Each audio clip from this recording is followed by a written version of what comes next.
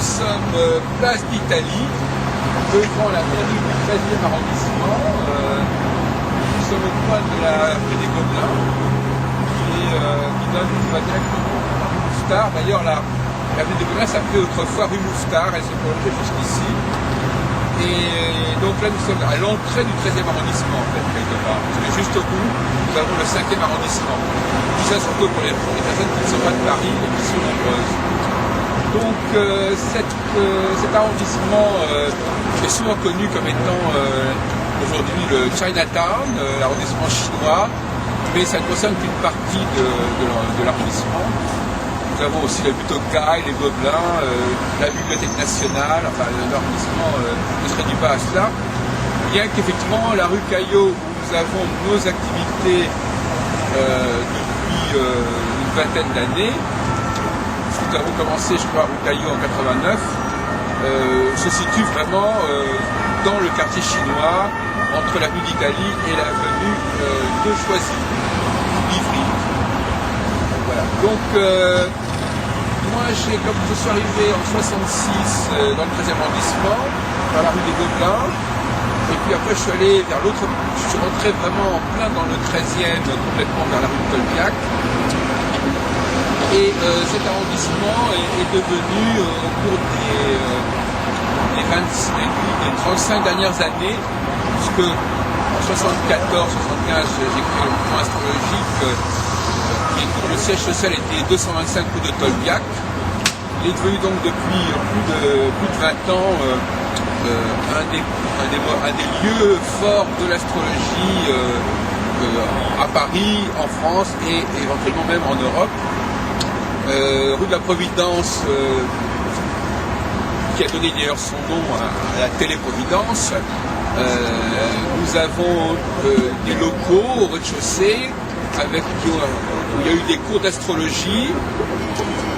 Donc ces cours d'astrologie ont fait venir un grand nombre de professeurs qui venaient bien sûr de tout Paris pour enseigner, un grand nombre d'élèves éventuellement aussi.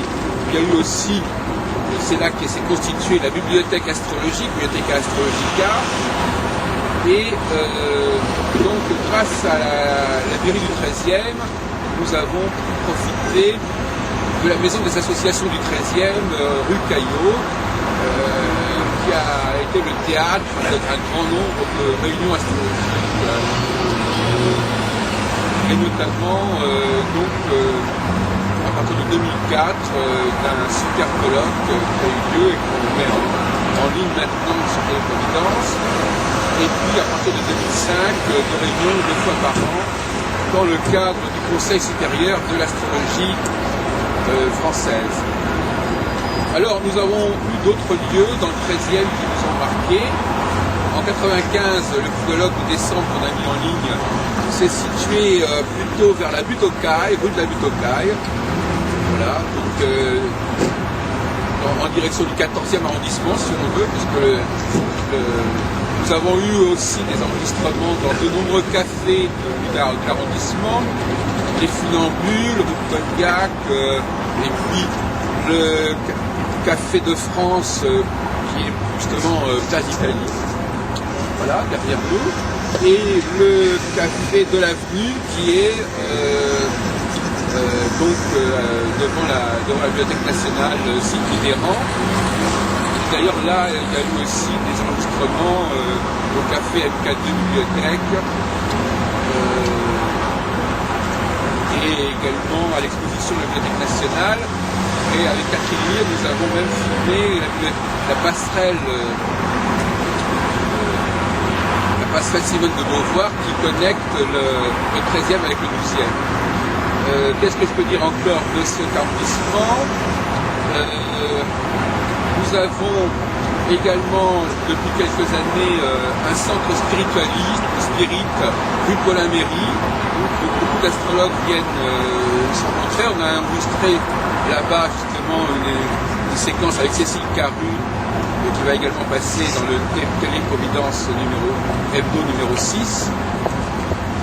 L'on peut dire que cet arrondissement est connu du milieu astrologique, puisque grâce à nos congrès, notamment le congrès de 2004, mais aussi le congrès de l'an 2000, puisqu'en l'an 2000 nous avons fait 2 congrès rue Caillot, un au mois de mai, mais surtout un au mois de décembre, avec le FURA, le Patrice Pinard.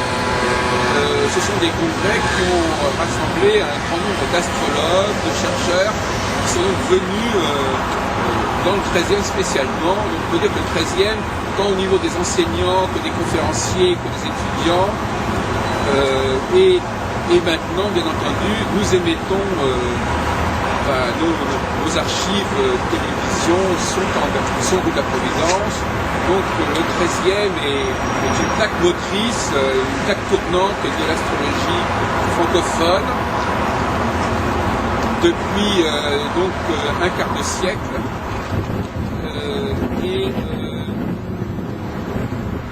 Bon, ce n'est pas un arrondissement très connu par ailleurs, donc ça tombe bien, puisque si nous étions dans un arrondissement plus célèbre, on serait peut-être un peu, disons, marginalisé, mais là, on peut dire que le 13e arrondissement est l'arrondissement astrologique de Paris.